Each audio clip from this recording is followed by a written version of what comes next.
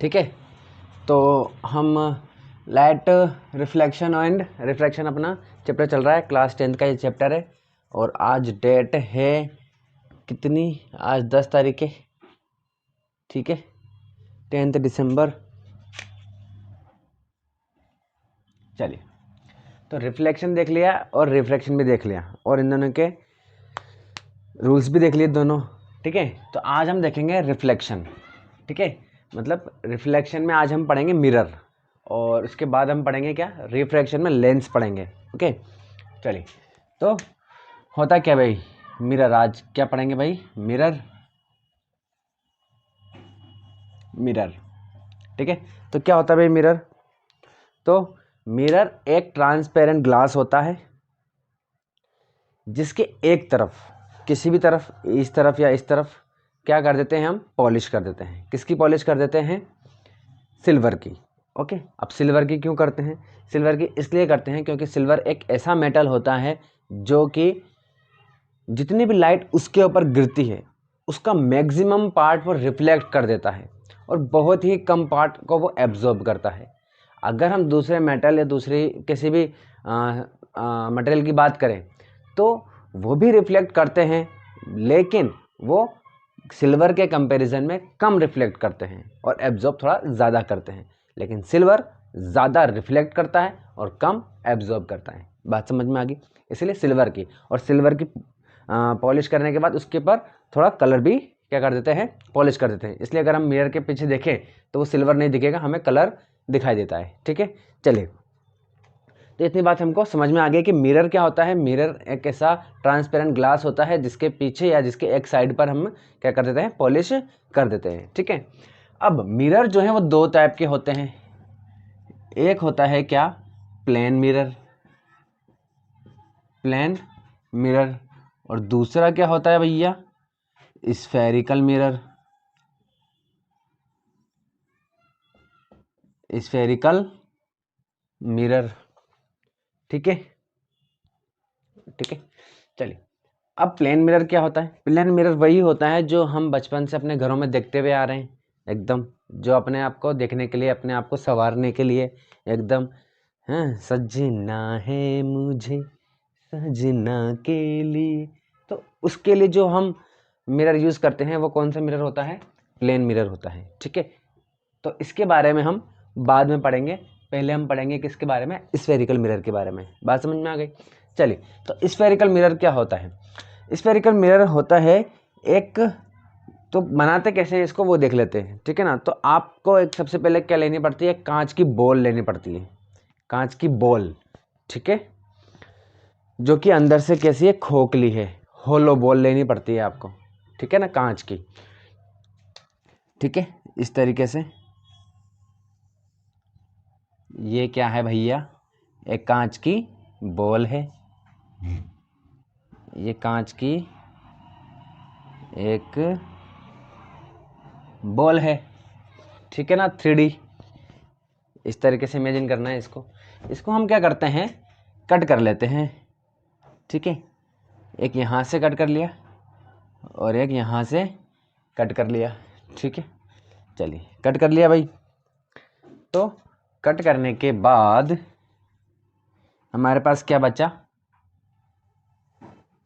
हमारे पास ये चीज़ बची है, ठीक है। अब अगर मैं इस पे यहाँ पर क्या कर दूँ, पॉलिश कर दूँ और इसमें इधर पॉलिश कर दूँ, ठीक है। चलिए, तो ये मैंने क्या कर दी, पॉलिश कर दी। पॉलिश करने के बाद आप देखिए इसका जो रिफ्लेक्टिंग पार्ट है वो ये वाला है, रिफ्लेक्टिंग सरफेस, ठीक है।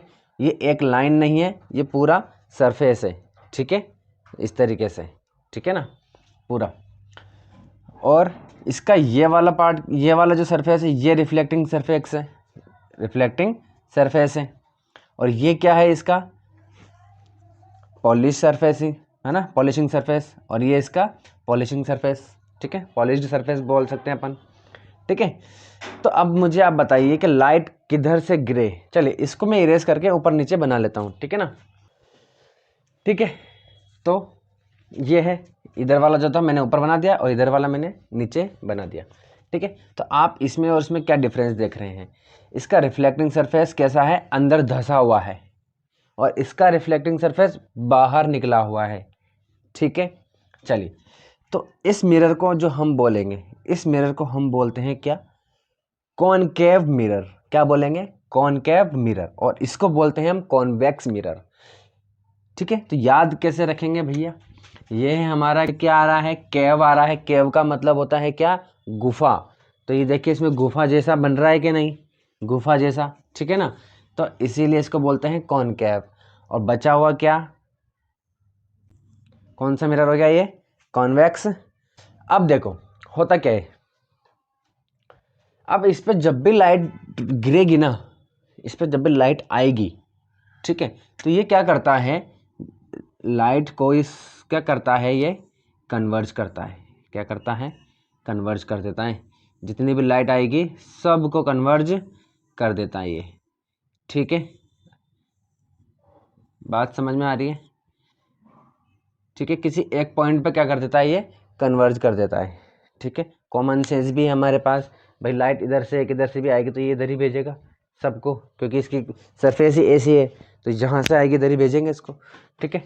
चलिए, तो ये क्या कर रहा है, कन्वर्ज कर रहा है। और ये क्या करेगा, कॉमन सेंस की बात है, जब इस पर लाइट गिरेगी तो ये अंदर तो भेजेगा नहीं, क्योंकि ये इसकी सरफेस इस तरीके से, तो ये तो इस तरफ भेजेगा, ठीक है, ये इधर, ठीक है, इस तरीके से ये, ठीक है। तो ये क्या कर रहा है भाई, ये कन्वर्ज कर रहा है क्या, ये क्या कर रहा है, डाइवर्ज कर रहा है, डाइवर्ज, ठीक है। तो इसे क्या बोलते हैं, डाइवर्जेंट, डाइवर्जेंट मिरर, ठीक है। और इसको हम क्या बोलते हैं, इसको हम बोलते हैं कन्वर्जेंट मिरर, ठीक है। चलिए, तो ये हो गया कन्वर्जेंट मिरर और ये डाइवर्जेंट मिरर। इतनी बात अपन को समझ में आ गई, ठीक है। चलिए, अब इसके बारे में कुछ और चीज़ें देख लेते हैं, ठीक है। तो ये हमारा क्या है, कॉनकेव मिरर है, ये क्या है, कॉन्वेक्स मिरर है। इसको हम कन्वर्जेंट मिरर भी बोलते हैं, और इसको हम बोलते हैं डाइवर्जेंट मिरर, ठीक है।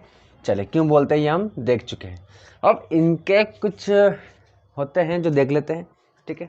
कुछ इनके डेफिनेशन से इनको रिलेट कर लेकर के चलिए। तो देखिए, सबसे पहले आपको ये इमेजिन करके रखना है कि ये एक बॉल का पार्ट है, एक स्फेयर का पार्ट है ये, ठीक है। और वो भी 2D नहीं 3D, ठीक है। चलिए, ये एक बॉल का पार्ट है और ये भी एक बॉल का पार्ट है। तो अगर ये एक बॉल यानी कि एक स्फेयर का पार्ट है, तो इसका एक सेंटर होगा, ठीक है, सेंटर, ये एक सेंटर हो गया, ठीक है। अब ठीक है, इस सेंटर को बोलते हैं हम सेंटर ऑफ कर्वेचर, जिसको अब दिखाते हैं सी से। सेंटर ऑफ कर्वेचर, कर्वेचर का मतलब होता है एक स्फेयर का एक हिस्सा, एक पार्ट। ये क्या है भाई, ये एक स्फेयर का एक हिस्सा है ना, एक पार्ट है, या फिर यूँ कह लो कि जो कर्व्ड है, थोड़ा टेढ़ा है ऐसा, ठीक है ना। तो ये ऐसा घुमा हुआ है हल्का सा, तो जो ऐसा घुमा हुआ होता है या आर्क होती है, उसे हम क्या बोलते हैं, कर्वेचर बोलते हैं। तो ये जो है इस कर्वेचर का क्या है, सेंटर है, इसीलिए इसको हम बोलते हैं सेंटर ऑफ कर्वेचर। ये हमारा कर्वेचर है, ये हमारा सेंटर है, तो सेंटर ऑफ कर्वेचर हो गया, ठीक है। चलिए, इसी तरीके से इसका, ये भी एक किसी गोले का पार्ट है, तो उसका भी एक सेंटर कहाँ होगा, सेंटर इधर तो नहीं होगा, इसका इधर होगा, ठीक है। तो ये क्या हो गया भाई, सेंटर ऑफ कर्वेचर, ठीक है। चलिए, अब इसको अगर मैं यहाँ से यहाँ मिला दूँ, ठीक है भाई, ये याद है ना, ये क्या है, गोला है, ठीक है, स्फेयर है। तो इस सेंटर से अगर हम यहाँ मिला देते हैं, किसी भी पॉइंट पे अगर मैं मिला देते हैं, तो वो क्या बन जाती है, रेडियस बन जाती है, ठीक है। तो अगर मैंने यहाँ से लेके यहाँ तक या यहाँ से लेके यहाँ तक अगर मैंने एक लाइन खींच दी, तो उसको हम क्या बोलेंगे, क्या बोलेंगे, रेडियस बोलेंगे, ठीक है ना। चलिए, रेडियस ऑफ कर्वेचर बोल देंगे उसको, ये सेंटर ऑफ कर्वेचर है और वो रेडियस ऑफ कर्वेचर हो जाएगी। सेम यहाँ पर मामला हो जाएगा, ठीक है। अगर मैं एक लाइन खींच देता हूँ तो, ठीक है, ये देखिए, यहाँ से लेके यहाँ तक और यहाँ से लेकर के यहाँ तक, ठीक है। चलिए, अब मैंने यहीं क्यों खींची, यूँ यहाँ क्यों नहीं खींची, ठीक है, क्योंकि मुझे अभी क्या बनानी है, यहाँ पर एक एक्सिस बनानी है, ठीक है। तो चलिए, अब ये जो कर्वेचर है इसका एकदम जो सेंटर वाला पार्ट है, ये सेंटर पॉइंट है एकदम, ठीक है।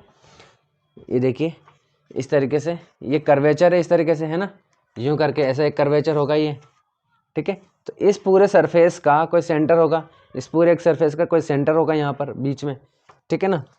तो उसी तरीके से यहाँ पर ये पॉइंट है, ऐसे इसका भी ये पॉइंट है। तो इस पॉइंट को क्या बोलते हैं हम, पोल। क्या बोलते हैं भैया, पोल। इसको हम पी से दिखा देते हैं। कर्वेचर का जो सेंटर है, सेंटर पॉइंट है, उसको हम बोलते हैं पी या पोल। पी से हम दिखाते हैं, बोलते हैं पोल है, ठीक है।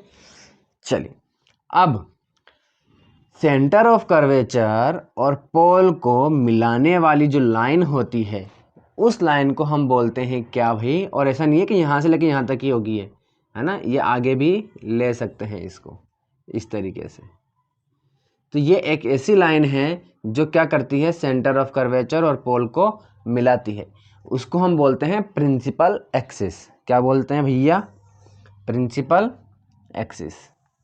बात समझ में आ रही है, क्या बोलते हैं, प्रिंसिपल एक्सिस। इतनी बात समझ में आ गई, 3 चीज देख ली। चलिए, अभी हमने देखा था इसमें कि जितनी भी रेज इस पे आएगी वो कहीं एक पॉइंट पर मिला देता है ये, ठीक है। तो जितनी भी रेज इस पे गिरती है वो कहीं ना कहीं एक पॉइंट पर मिल जाती है, ठीक है ना। लेकिन प्रॉब्लम क्या है, डिपेंड करता है कि अब इस पे जो रेज आ रही है वो आ कैसे रही है, ठीक है। ये प्रिंसिपल एक्सिस है।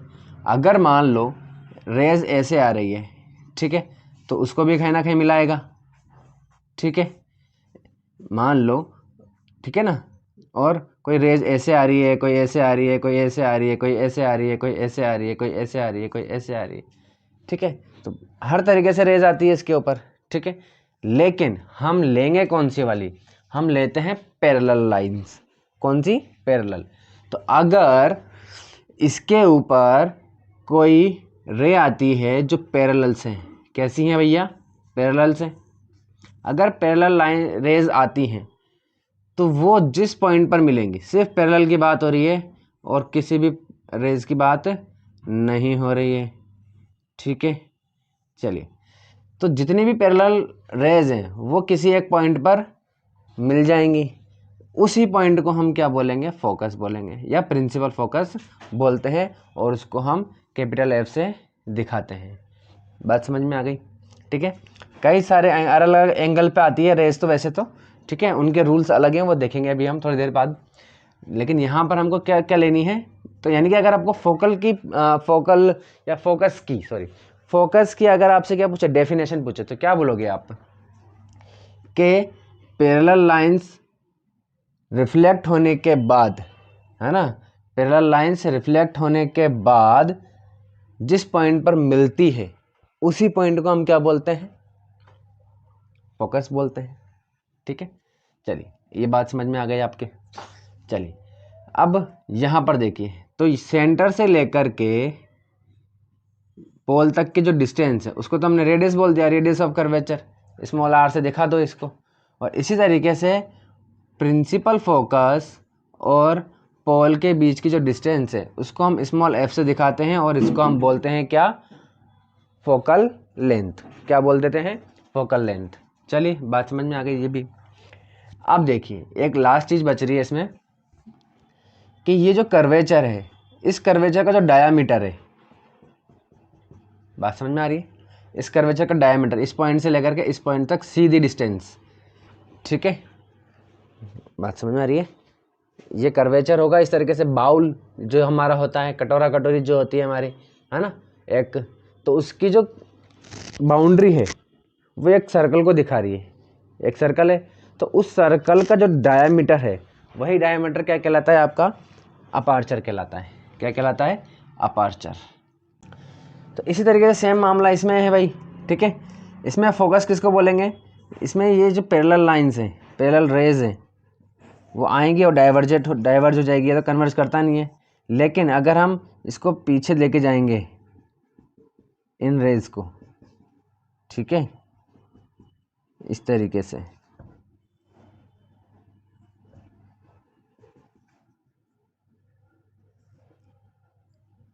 तो जिस पॉइंट पर ये मिलेगी या मिलती हुई दिखाई देती है ना, तो उसे हम क्या बोलेंगे, वही फोकस बोल देंगे।